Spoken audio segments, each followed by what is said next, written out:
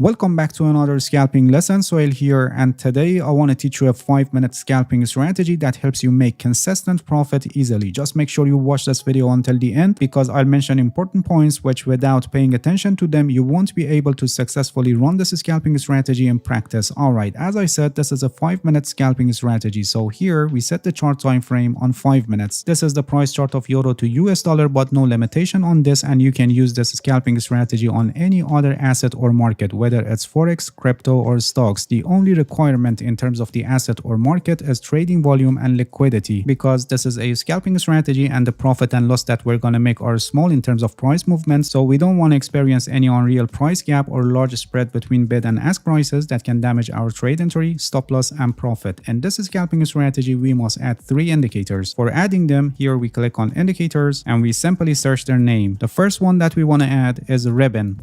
This one, moving average ribbon, and we must change its settings. In this scalping strategy, we only need 2 moving averages, so we remove 2 of them from here. Both of our 2 moving averages should be exponential moving averages, so we set EMA for them, and both of them should be with length of 20. So here for this one, we also set 20. For the first one, it should be based on high, and for the second one, it should be based on low.